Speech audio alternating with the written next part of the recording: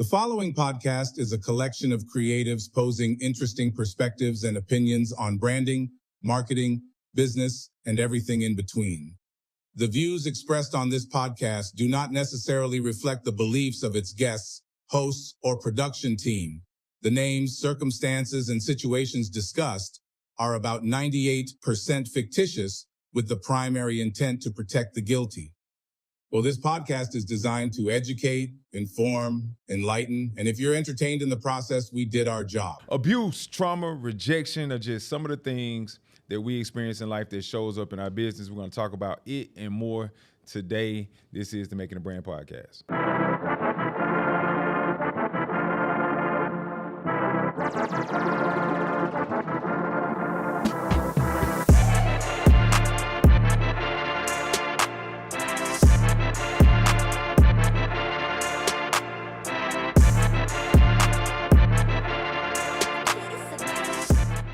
Good morning, good evening, good afternoon, wherever you are in the world today. Listen, we want to welcome you to the Making a Brand podcast. My name is Jarvis, Releford. And I am Kristen. And listen, we have it's not a crazy episode. Crazy is probably not the right word. Depends on how you look at it. Huh? Depends on how we talk. You know how it goes. It could be. How you been, Chris? Let's go ahead. Let's handle the crazy now. This is the crazy now? Yeah. You want to start with me first, or you want to break that in? Because you're glowing. I'm glowing? I'm always glowing because I have the Lord, so I'm grateful for that. The Lord, Jesus. Okay. Jesus. No, seriously. Okay. I'm grateful. Okay. So in the state of being just grateful in life, being grateful to do exactly what I do. Okay. And I'm just in a space where I'm learning to find goodness everywhere. Okay. So that's good. It's been hard. It's been a journey. Got you. Yeah, but I think in order to get to a space where you see goodness everywhere, you have to have been in the lows, and I have been through that. The lows. Yeah, the lows are necessary, but sometimes we get caught up in the lows. You know what I mean? What's his name? First of all, not Jesus. No. First of all, we're not going to do that. We're not doing that today? We're not doing that. We got guests today. We have guests. We have people. We have company today. You're not showing out today? I'm not showing out today. I'm not giving you names because what you're going to do is trigger me to go to you, because you and I both know. I want to know, I'm good. Are you? That shit. She came back? What? Bro, what are you talking about? No, okay. She didn't come back. She did? Nah, so how's business? Really? Bro. That's what we're doing. How's business? You can tell them to cut that camera right now. We're good. No? How's business? Business is good. Okay. But I will tell you, there was a space that was very hard. Okay. I went through a very low space within myself in business. It got hard, We went through some administrative changes in our country. A lot of things affected me, my business, the people who were attached to me. And it was a very dark place for a while. So, I kept smiling, but it was hard. I think that's something we got to address, though. I think it's something that it happens a lot in the marketplace with entrepreneurs and business owners, where we experience things and we're expected to stand in the storm and with a smile on our face, so that those that are watching have something to look up to, not look forward to, but look up to. I think as leaders in the marketplace, it's tough. I too was in a storm and did not know I had to put on a happy face. You know what I'm saying? Yeah. So which really takes us to what we're discussing today: storms, thorns, crosses, dealing with trauma, and when it shows up in your business, how to handle it. Yeah. This is a part of a series we're working on. We've seen several social media posts. We've talked about it quite a few times. Yeah. How we don't talk about the dark side of entrepreneurship. We don't talk about the mental stress, the anguish, how it shows up in your business, how it shows up in your personal life, how it affects you on a day-to-day basis. We don't talk about it, and I want to have a serious conversation. I think we joke a lot. I mean, I'm cool with joking because I like telling jokes and stuff, but I want to be it's something that that hinders us. What I think is what we don't, as an entrepreneur, right? Everything in your business is riding off of everything that's inside of you. Facts. Right? You are the fuel behind the business. Facts. And so when that is disrupted, please know, if the proper measures aren't in place, because we're going to talk about the issues, but we're also going to talk about how we can survive and muster through that storm, not just leave you with the issues, but really give solid practices that we can do in this life, because our struggle is a different struggle. And if you're not careful, you could lose vision.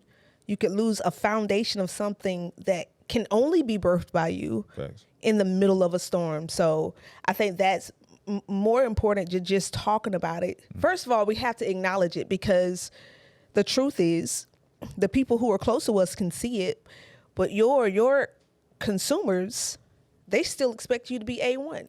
Absolutely. So what do? You know? We'll talk about it. We got a very, very, very special guest, someone who's near and dear to my heart. So we're going to take a brief commercial break. We got a commercial today. We got a commercial today? I love it. All right, cool. Let's do it. We'll be right back. This is Making a Brand Podcast. If you're an entrepreneur, business owner, and you are looking to take your business to the next level, you want to reach a new audience, you want to speak to a new group of people, this is the perfect place to do it. We're asking if you want to, come on, you can advertise your business, your brand, your market on the Making a Brand Podcast. Just hit us up at Making a Brand Podcast at makinghabrandpodcast.com. All right, and we are back, guys. We want to again thank you for tuning in to the Making a Brand Podcast. We have a very, very, very special guest with us today. So listen, I'm going to introduce you. Okay. You wear so many hats. You have so many talents. Yes. You have so many gifts. Thank you. And I want to make sure that I nail all of them. Okay. Right? So Stefanie Hughes, everybody. Yay. Licensed Marriage and family therapist. Perfect. Licensed marriage family therapist. Hypnotherapist. Hypnotherapist. You just want to go to the sex piece. So yeah, I'm also a certified sex therapist. Certified sex therapist. Yeah. But I'm not having sex with clients. You can't. No. You're married. You've been married for... Well, I mean, married people have sex. They do. Right. They do. But They're supposed to. Yes. With each other. But I learned the reason that I prefaced that is because some people had the assumption that a sex therapist is actually having sex with the client. Right. That's not the type of sex therapy that I do. Do some sex therapists have sex with the client? Well, so in open relationships, I learned this the hard way. I had an opportunity with an artist who shall remain nameless. We actually say names, but we give them fake names. Yeah. And then on the Patreon, where people pay for it, we say their real name. Yeah, real stuff goes down on Patreon. Yeah. Check in. Yeah. So you can say the name, we'll just blurt it out. Oh, okay. We'll put a mosaic over your mouth. Oh. Okay. I'm joking. Don't say the name. I'm not going to say the name. I mean, even if you said I'm not going to say the name. Cool. But anyway, so I went to do, I thought this was going to be a great opportunity to talk about sex therapy with couples, and it was all wonderful until they asked me, was I going to be in the room with them while they were having sex so I could show them the positions that they needed to get into, and I would need to participate because they believed they were open relationship, and so they believed, in threesomes, foursomes, and all the things. And I was, at that moment, I was like, oh, so I need to clarify.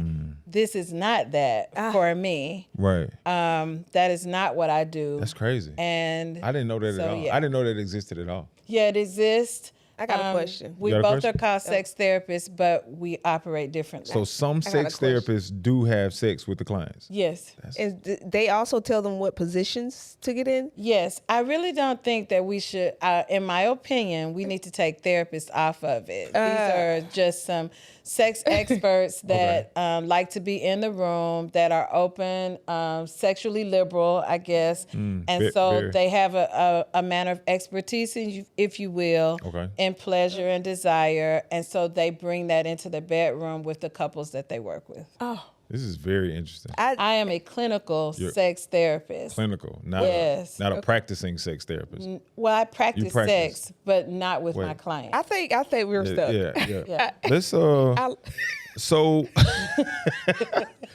so just to give it this, let's preface this conversation, right? Chris called me. I called Chris about a month or so ago. You called me. I called you. Yeah. And I was like, it's time to get back in the bag, right? And we've been around each other long enough. When I don't hear from her, she knows. Or when I don't hear from her, I know something is brewing. When she doesn't hear from me, she knows something is brewing. And so we had a conversation, and it was like, Jarvis, I don't want to talk about none of this other stuff on the podcast about this, that, who doing this, who doing that. Is your brand surviving this? Is you able to? We need to talk about what's really happening in the marketplace with entrepreneurs and business owners. And I said, I agree. I too was in the storm at the same time. She was in the storm, and I'm still in it. You know what I mean? I just Listen. I got some rainbows. You know what I mean? So I said, I know just the person. She's an entrepreneur. She's a therapist. Not only does she have the education to do this, she also has the spiritual experience to do this. I forgot to mention she's a minister. She's an elder. Forgot to mention that. So there's some facets that play into the total picture of the entrepreneur. And that's why we brought you on today. I'm happy to be here. Yeah. Thank you for having me. Yeah. It didn't work out the last time, but it works this time. Yeah. It was good. And that's business. That's business. It happens. It happens. So we got a lot. I want to cover. This is a lot. Okay. We're in the series, The Dark Side of Entrepreneurship. I believe that the mental health side of entrepreneurship is dark. Nobody talks about it. Nobody addresses it. And when they do, they make it pretty. They make it sound good. They make it fluffy. So today we're gonna dig in. Let's dig in. You ready? Yeah. All right, Chris. Yes. Straight. So we're digging right in. Okay. Jump right in. So my personal opinion is that sometimes we focus a lot on coming out of it, right? Like Jarvis just said, I have on rain boots now, but I'm still in it. The thickness of being in it. What are the signs? Because sometimes as entrepreneurship, we're addicted to the work, right? We can't even stop and process that something is wrong because this is what we do. What are some of those signs, telltale signs for entrepreneurs to stop and say, hey, red flag? I'm nearing burnout. I'm in a danger zone. So it's the same as with any professional that's in a career. There are 12 stages of burnout. I can't remember them all. Go and look them up. But I can tell you agitation, irritability, hypersensitivity, not being able to receive not necessarily criticism, but any type of feedback, just being very adverse to that. Inability to sleep, a loss of appetite, and an obsession with whatever it is that you're trying to accomplish, so much so that you negate family affairs or even spiritual involvement because you're so consumed in this experience. What about bathing? Yeah, well, we call those activities of daily living or ADLs. So yes, when your ADLs start to fail, when you're not taking, making attention to your personal hygiene, that is a quick tell sign of not just burnout, of depression. I've been there. I've been there. I don't go nowhere. But like if I don't got no clients and I don't have anything coming in over the next 2-3 days, I'm working on a project, I might not bathe. Yeah. I might not brush my teeth, and I might lock in with me and my laptop, and I sit in the bed for 2 or 3 days. I've been there too. And you said that's depression. That's a sign of the indicator of depression. It's an indicator of depression and going to the dark side for sure. Okay. And most times when burnout and depression, of course, are two different things. Right. But when you're headed in that direction, you don't realize it. And sometimes you're all the way in the hole before you have kind of like a V8 moment. And sometimes it's too late. And if you don't have anybody that can help support you, i.e. a friend, a fellow entrepreneur, or most importantly, a higher power, you can get stuck. So do you feel like that it is very common for people in any profession, not just, but especially entrepreneurs to have this thing, and I'm not sure this is the correct term, but I think it's called functioning depression. Okay, so how does that look? I think for entrepreneurs, I don't know, I might get in trouble for saying this, but I really think it's a part of the territory because in our work, there are so many highs and lows. Yeah. You know what I'm saying? You can have a great podcast, great episodes, and then you have a dud episode and you get all this feedback from social media that it was a dud episode. And so we kind of have this even flow thing as entrepreneurs that we have to adapt to. And so I think it just comes with the territory. It's important, in my opinion, that you have a good self-care regimen and that you have a support, whether it's a therapist, a spiritual mentor, but I'm faith-driven, so that's just gonna come up for me all the time. But I think you have to have a team in the background working in tandem to offer you support because we go through so many things as entrepreneurs. I'm glad you said that. I believe that it does take balance. And what's crazy is you get the right spiritual leader, and he'll say, you don't need to go to no therapist. You just need to get in your word. You just need Some to get in your book. spiritual. Some spiritual. Yeah. And then you got some therapists that are like, no, all you need is practical principles to make this, to get from A to B. What are your thoughts on that? I feel like you just hit it. You need both. Yes, and so that's my platform. Okay. The couch and the altar. You need them both to make it. Whatever it is that you're doing, that's going to be key to you being able to be successful. So that when you have these moments where you're low, you have a resource that you can go to that can help you to remember, okay, yeah, this may be a low moment, but this is not the duration of my journey. This is simply a moment on my journey, and it has purpose, just like everything else has purpose. So do you find that there are a lot of correlations between what the Bible says about how to think and how to operate and how to get through? Because like Jarvis said, there's some pastors or spiritual leaders that will just say, hey, get in your word, right? Do you find that there are correlations in just practical approaches to healing and biblical approaches to healing? Yes, I do. And I'll again be transparent. When I first started in my career, I was taught that they had to be separate. And so for a long time, I tried to practice that way. But it was a conflict for me internally because that's not how I live. And so I had to get to a point where I just accepted that the way that God made me and purposed me was both. And that I had a voice and a platform that I needed to build to help people to understand the value of both and how they can work in tandem. So like when I'm working with people one-on-one, I ask them, are you faith-driven? And do you want me to incorporate that into the work that we do? Or do you prefer that I not incorporate that? So I let them make the choice. But for me, as the professional, God is always working with me to give me what to say to the people that I minister to. Okay. And so now I'm very comfortable in being able to say, that's how I minister. My work, my counseling, my profession is a ministry. And so for me, they work in tandem. Whether I preface it, label it, or not, that's just who I am. Do you automatically, that sometimes when you're dealing with a client, say, that's a spirit? Yes.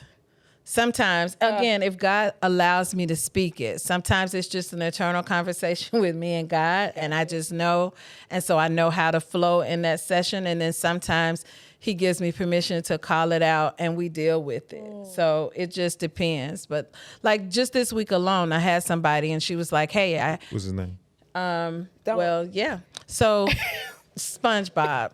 And so he was saying, hey, I am basically anti-religious. I don't want to do anything. I don't want to talk about religion. I don't want any of that incorporated into any of the work that I do because I experienced religion trauma, which I don't know that term myself, but that's what they said. And so I said, that's fine. We don't have to incorporate it. but I do need you to know that I'm a believer and that's who I am. But I don't have to preach to you. And I'm not the type of elder that is walking around quoting scriptures. I don't know the Bible like that. I know the word, but that's not how I speak to people, if that makes sense. Absolutely. Gotcha. So I made a post earlier this week. If you have problems in your business, well, you don't have problems in your business, you have problems in your personal. The problem is when your personal problems show up in your business, right? So I think, and you hit on some things earlier about like oversensitivity. Yes. I think there was a time, it's not there's a time, there are times currently, I call it feeling human. I recently found out that it's spiritual warfare. When I'm highly irritated, I got to comment on every motherfucking thing that come on Facebook. Oh, I'm commenting on, I'm getting this nigga, I'm getting it. Oh yeah, I'm on this, I'm on that. Like, and I'm irritated, like internally, in my spirit, like I'm pissed off with what this person just said. I'm ready to unfriend this person. My question is, like I said, I recently found out that this is spiritual warfare, but this is also an indicator of burnout. Yes. Okay. Okay. Yeah. That you just are so irritable. And so everything triggers you. Everything sets you off. And it's because you're frustrated internally with either the success or lack of success of your business. I think burnout doesn't just come from overwork. It comes from, sometimes a desire to be successful. And when you reach success, how to maintain it. So even that can be, a burnout experience, because it's like, okay, now that I made it, how do I make sure that my content, my product, my service is sustainable so that I can, stay on top? And that's really stressful. That's what hits you. Yeah. It's when you've reached that point of success, whether it be financially or a goal that you've hit, and then all of a sudden, seemingly, you've dropped from that. Yeah. Do you know what that does to you as an entrepreneur psychologically? Yeah. Because there's always competition right behind you waiting Always. to take your spot. Always. I don't care if you come up with something innovative. The moment you release it, it's out there. Yeah. People are coming. I think during the pre-conversation, we were talking about your experience with someone taking concepts from your business. Right. I've had that happen to me. Right. That sent me, I spiraled. Not gonna lie. It took me years to recoup. And everything that I did in my business, even if it was financially successful, I was still fueled from that disappointment. Yeah. So how do you, I don't know. I just say in that point, my depression or anger or whatever that was, because every time I saw that person's face or I saw that product that was a reflection of all of my ideas that I shared with this person, that betrayal, it's like the betrayal fueled me. Yeah. And I thought, for me, I was so unauthentic in my approach to business that even when people will say great job, or even when people say you did amazing, how do you do it? I couldn't receive it because I knew deep down, this stuff is not even my goal. My goal is to shut this woman up, because even though you did that, I'm going to succeed at that. And it's just totally misguided. I was so angry for a long time. It took me about 4 years to get over that. Wow. Now, is that something, have you been, I guess the question is betrayal something that you've struggled with your entire life? Is that something from childhood?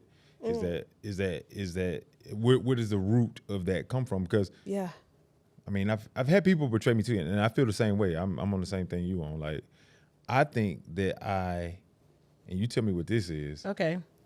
I thrive in when a client comes to me and they say, "Hey, Chris," let's just use Chris for an example. Chris says, "Hey, this person just stole all my ideas. I'm launching a new brand. I'm doing this.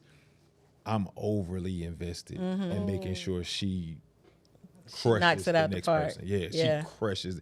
I'm overly, and I know it's a trauma response. Yeah. I know it's more than competition. It's more than competitive. Yeah. I thrive. I'm gonna make sure yours is crazy doper than this person, and we're gonna make sure we run ads targeted at trashing their business, making them look like losers. Like I love it. I love it. That's what I want to do. You thrive in I those. thrive in those. Don't come to me and just like, yeah, I'm just trying to compete.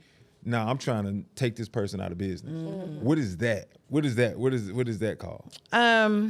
So I call it drive. Okay. I call it drive. And so I know we're talking about entrepreneurship, and so I feel compelled to also just kind of put this in here. I believe that entrepreneurs are called.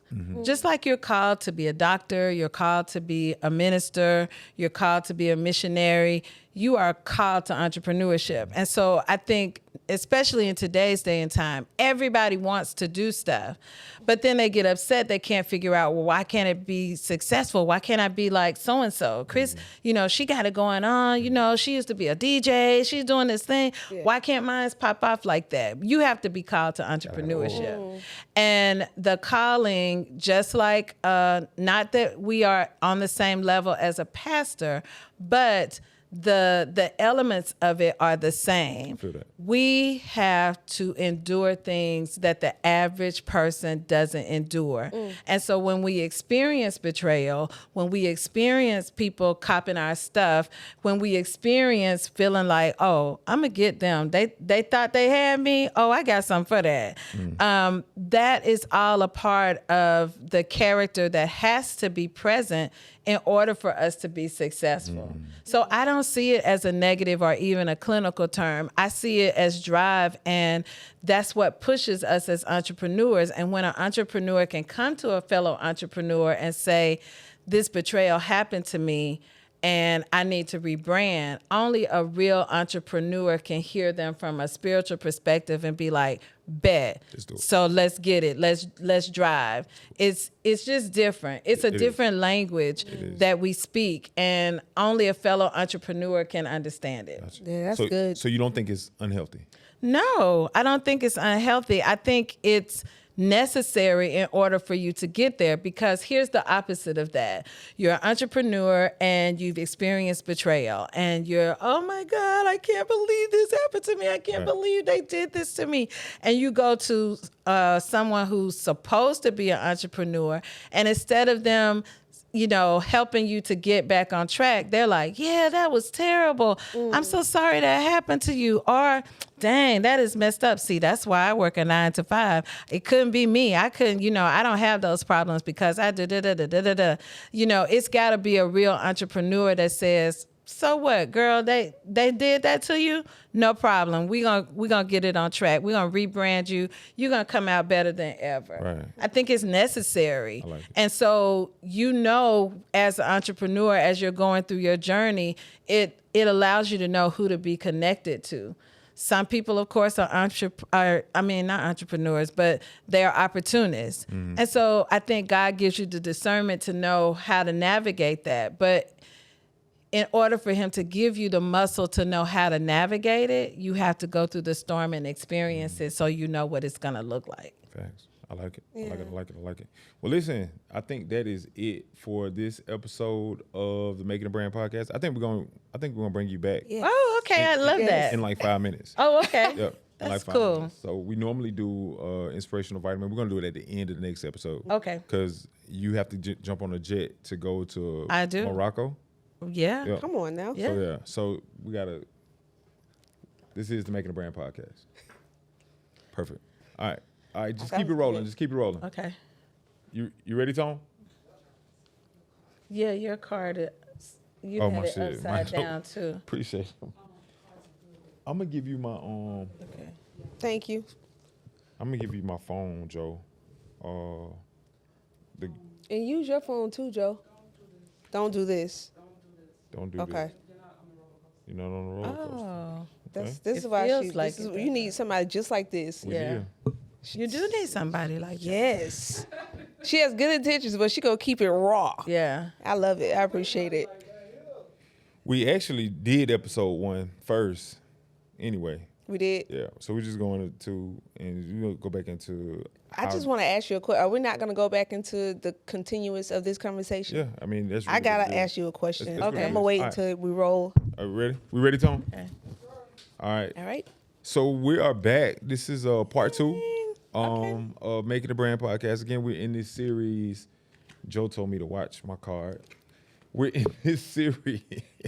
We're in this series on the dark side of entrepreneurship. We have, I want to call you Dr. Stefanie Hughes so bad. Yeah, so let it be prophetic. So Prophetic. shall it be. Listen, it's prophetic. We're still here with Stefanie Hughes, licensed marriage family therapist, hypnotherapist, sex therapist, minister, elder. It's something else I'm missing. What else did I miss? Wife. Wife, How long you been mother. married? I've been married 30 years. Wife, mother, the whole nine. Okay. Chris had a question for you. I did. So you said something in part 1. So I'm a believer. Understand me? Yes, I hear you. But there are certain things I call my daily bread, right? So I'm like, Lord, okay, what's my daily bread? This is what you said. Okay. You said entrepreneurship is a gift. Yes. Now that hit so hard for me, and it almost shifted everything I thought before I walked through that door this morning. Can you expound on that for, let's say, people, there's going to be bias. Can you expound on that for believers in entrepreneurship? So in my opinion, everyone is called to do something, and so biblically we know the scripture that references, we are all branches, are part of the body, and we all have assignments. Entrepreneurship is an assignment, and you can't do it unless you've been called to do it, because it requires a different type of strength than your average 9-to-5 position. It's never the same. It changes from day to day. And so I believe that God chooses people that have the resilience, the spiritual endurance, the discernment to know the difference between when, I'm beefing with somebody versus this is spiritual warfare. And spiritual warfare, to me, that's the confirmation. When you're going through spiritual warfare, that's confirmation. The enemy doesn't want you to get that product or that voice out. And that is for kingdom. It's all for kingdom. And so when we can allow ourselves to embrace that we are called to this, some of us, we are called to this, it gives us the strength when we do experience the heaviness, when we do experience burnout, when we do experience low moments where we don't want to take a bath or handle our ADLs, it prepares us. So that's just my belief around it. I want to be clear. I do want to take a bath. And I do want to, I do, but there's nobody around to tell me that I didn't. Oh, okay. So I'd be cool. Okay. So I'm talking about there are some people in entrepreneurship that experience such a low place that they have no desire to practice their ADLs, their activities of daily living, which is a sign of depression. Gotcha. Because we'll hear about this. Jarvis don't want to take baths and shit. They'll take that around with you. So you gotta. I'm glad you brought that back around. I do want to. Yeah. But I'm mature enough to know that there's nobody around to tell me that I stink. And he's not gonna go outside like that. Right. I'm not gonna go outside. I'm not gonna go around other people like that. But yeah, but the real is that there are some people that are in that place. I think that's what I'm trying to make sure that we hear. I know that that's not your story, and I'm glad of that.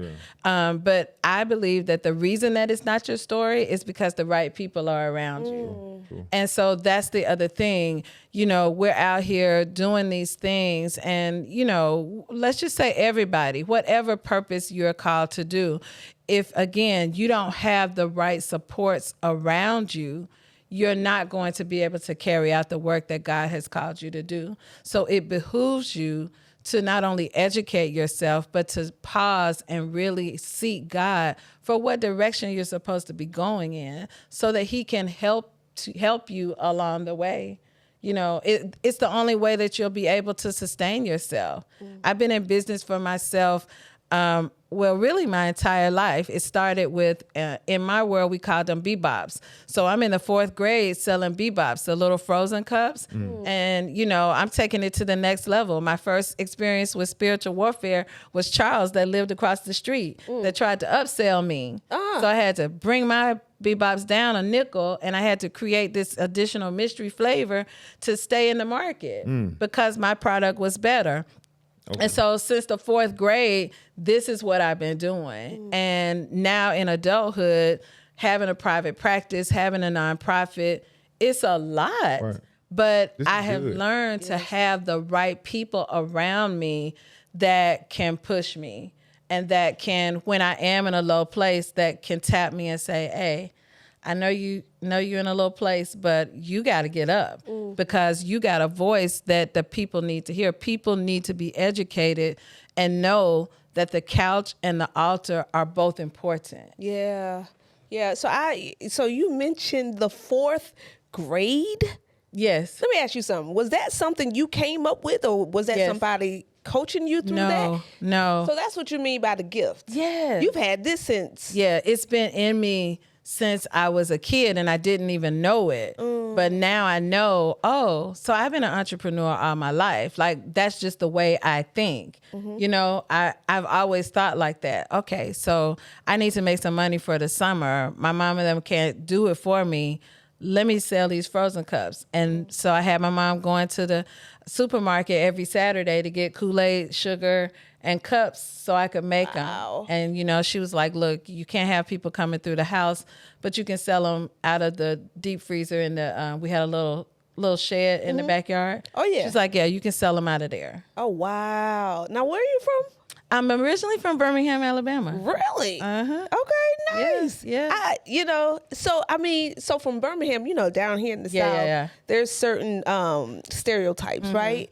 My first therapist was a hypnotherapist. I had hypnotherapy first time out of the gate. I was like, if I'm going to go in, I'm going to go all the way in. This is Okay. before I had a regular therapist. Okay. And some of those practices and some of the things that I was taught in those sessions, I still do to this day. I love that for you. How do you, as an elder with hypnosis, let's talk about the controversy and how do you really manage that, and how do you recommend that to entrepreneurs? Yeah.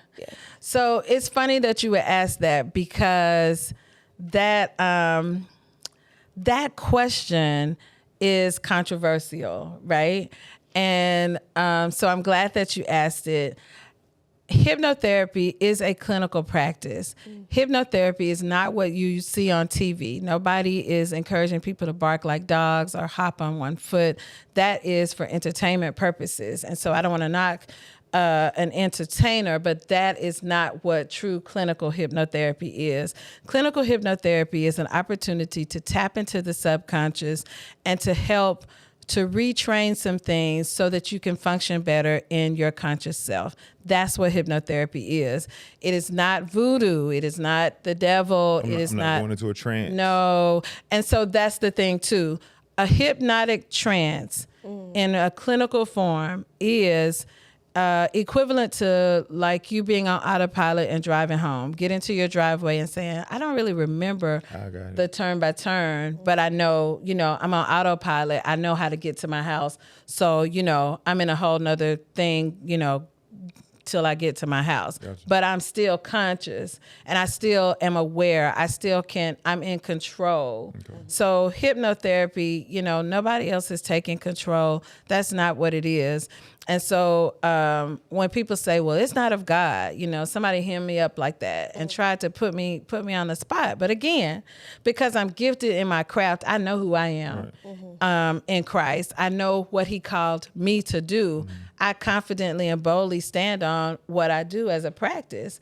And for me, because I came from a dysfunctional family. And there were a lot of challenges growing up. And so learning hypnotherapy for me was an opportunity for me to get to some of the things that I needed to heal because of the traumatic experiences that I had growing up. Do you recommend, what is, in your opinion, the most effective therapy for entrepreneurs? Is there ever a time that you would recommend hypnotherapy? To add on to the question, like what would you recommend? But what is I made posts in the past about, hey, if you're experiencing this, contact Stefanie, contact it. You know what I mean? should every entrepreneur be in therapy? I think every entrepreneur, every person should at least go to therapy one time. And to your question about what type of therapy, it's going to depend on the individual and what they bring to the table for their journey. Everything is not for everybody. And so it's important that you connect with a therapist, number one, that's the right fit for you, and that you feel comfortable in being transparent and vulnerable. And then together, you guys can explore whatever you need to explore, because everyone's journey is not the same.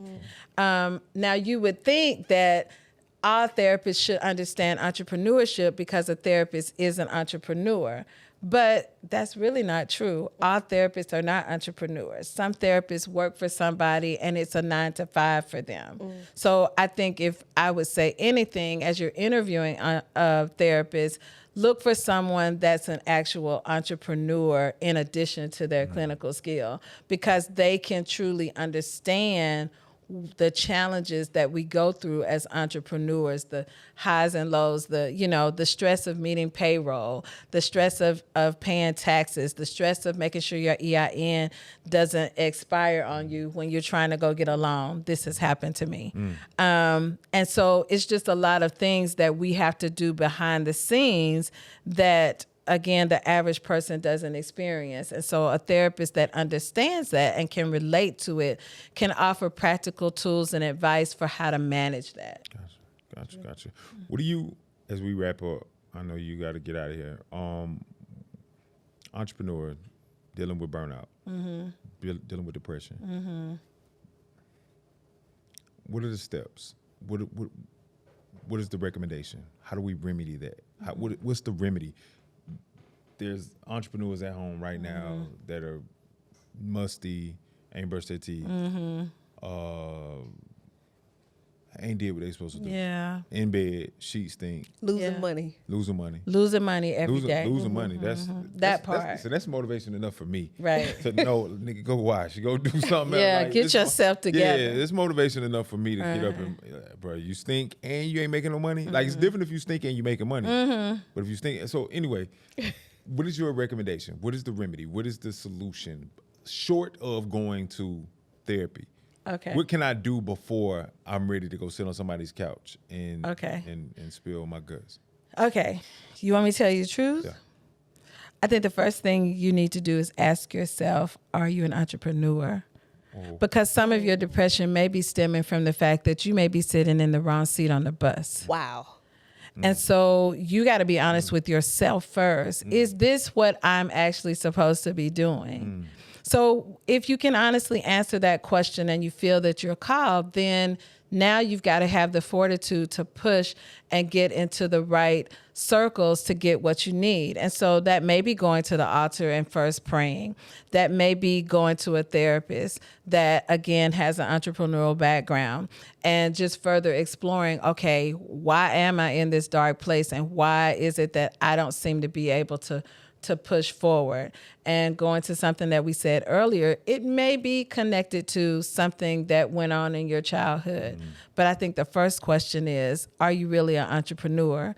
Because entrepreneurship it just has so many highs and lows. It comes with the territory. You're not an entrepreneur and you're just always on top. That's not natural. I tell people it's a pendulum. It is. There is a low, and All you're the gonna hit time. it, All the time. and you're gonna be there for a minute. Sometimes You're going to be there for a minute. Yeah. And you have to learn when you're in that moment as well as when you're in the high moment. Stay humble, stay focused, and do what you're called to do if that's what you're called to do. But if you're just trying to do it because Jarvis did it, then, you know what I'm saying, you got to go back and ask yourself, what's going on with me that I feel like I got to copy somebody? You know, like Charles, when I was in the 4th grade, that might have a little trauma attached to it because I was mad at Charles for doing that. You know, Have you seen Charles since then? I have not seen Charles since then, but he wasn't even selling no bebops until he saw me doing it and being successful. Listen, so now I'm gonna be a therapist because we've had conversations before. Yeah. So, and you've experienced betrayal. Yes. At an adult level. I have. Is this Charles the trigger? Is he the catalyst? We got 4 minutes. Maybe he is the We need to trigger. find Charles. I think we should have Charles on the show. We'll bring you and Charles back to the show. He's probably still stealing people's ideas to this day. Yeah, just hating on people taking their stuff. Wow. But yeah, it happens. And when it happens in adulthood, it doesn't feel good, especially when, and I didn't say this, entrepreneurship is like a baby. It is. Mm-hmm. It's like having a baby and being in labor for a really long time, and you keep getting pregnant, right? And so when you are pregnant with your baby and someone betrays you, it's like an attack on the pregnancy. Come on. Yeah. And so that is what I guess seeds the anger, the disappointment, all of the emotions that go with it. It's like, how dare you? Mm-hmm. How dare you? I'm the one that is carrying this seed. I worked for this. I sowed for this. Mm-hmm. And how dare you try to just pick it up and take it, and you ain't put no labor in. You ain't been through no 9 months or nothing. You ain't did nothing. And I'm not okay with it. Right. So, betrayal is not fun. But again, if you go through betrayal in a healthy way, God gives you another level of discernment so that you can deal with it when it comes up, and so that you can have a testimony for other entrepreneurs. Hey, girl, I feel you. I've been there. Somebody stole my ideas too. But let me tell you how I got through it. Let me tell you how I got to the other side. Yes, it was rough. So I can't say that it's not going to be rough, but I am a testimony of what it looks like on the other side. Because here's the thing. Nobody can take from you what God has gifted you to have. Thanks. I don't care. You can try to be me. You can be a marriage and family therapist, a sex therapist, a hypnotherapist, but nobody can be who Stefanie was called to be. Nobody can. And so as an entrepreneur, as soon as you tap into that and you become confident in, wait a minute, God made me the way he made me. Can't nobody take nothing from me. So now I go back and say, you didn't betray me. Right. You just set yourself up because God got me. Right. And there's nothing you can do that can destroy the work that God put me here to do. Right. I can't fail. I agree. So when you see betrayal now, do you feel like you're equipped with the heightened level of discernment? You're equipped with the mental fortitude. Does it bother you the same? Absolutely. It still bothers you. It still bothers me. And so but the prayer has changed. Gotcha. So instead of the prayer being, God, why did they do that to me? I've been so nice to them. I helped them. I wanted to see them win. How could they do that to me? Right. Now the prayer is, God, give me the strength to not focus on what they did to me, but more focus on what you're doing in me. And so when I recenter myself and not be so fixated on this, that, or the other, I can again achieve what I'm supposed to achieve. It doesn't mean that, I'm floating on, clouds all the time, but I know, again, I just know who I am. And so I don't even stress that. I see them on social media doing things, and I'll even comment, congratulations. Wish you well, because you don't dictate what God is doing over here. Absolutely. Yeah, and they're entrepreneurs and they're leaders, right? Right. And so sometimes you're literally a trendsetter, but because we carried it, it's ours. Yeah. But the truth is, we become a tree, and people are eating the fruit from our trees. Yeah, and that's what helped me. But I will tell you, the flesh, in me. Yeah. Wanted them to suffer. Yeah. Fall flat on their face and unblock to see what was happening. But that's unforgiveness, right? Yeah. It's bitterness, right? Yeah. But it's human. It's human. And again, you have to deal with all of that. People try to make it seem like, oh, I'm good. No. You got to go through some stuff. And that's part of the pregnancy, for a real entrepreneur. And it just births a testimony, and it births even a stronger person to keep going, to keep striving for what we need to do. Again, connecting to people that also have drive, that hear your heart and are like, oh, okay, so that happened? What we doing? What we doing? Where we going? How we gonna make it happen? I keep using Charles as an example, but I remember going back to my house and saying, "Mama, I can't believe Charles over here. He trying to beat me." And now all the people is going over to his house, and she was like, "What you gonna do? What you gonna do?" And I ended up with a mystery flavor, and that's what brought my clientele back. What was the mystery flavor? It was an accident. I put the bebops in the freezer, and some kind of way they fell over. Grape fell into green, and it made this kooky little color. And but when somebody came back there and saw it, they were like, "Oh, I want that because it's strange looking." Right. So I was like, "Oh," and so then other children started coming saying, "What's that? What's that one?" And so I called it the mystery flavor. Wow. And that's what got me back on top. That's dope. Because God had already destined me to be the bebop queen of the neighborhood. And so, yeah, you gotta laugh sometimes to keep from crying. But I really want to be serious and say you also have to be honest with yourself. You have to tell God the truth. I'm angry. I'm hurt. I'm disappointed. I don't like this. I want to get at him. And, you ask God to give you strength to not lay hands on people in an unproductive way. And you ask God to, again, keep you focused on what you're supposed to be doing and not fixated on what they did to you. Got it. That's a message. That'll preach. I think that's our inspirational, because we're short on time. I know you got to get out of here. I want you to come back. I would love to. I want you to come back. Yes, I this think was we really can good. Continue this Thank you. conversation. I know we're short on time, so we're going to wrap it up. That was our inspiration. We usually end it off with like an inspiration. I think you just gave it. Oh, I did. I think you just gave it. Okay. So, yeah. Guys, this is the Making a Brand podcast.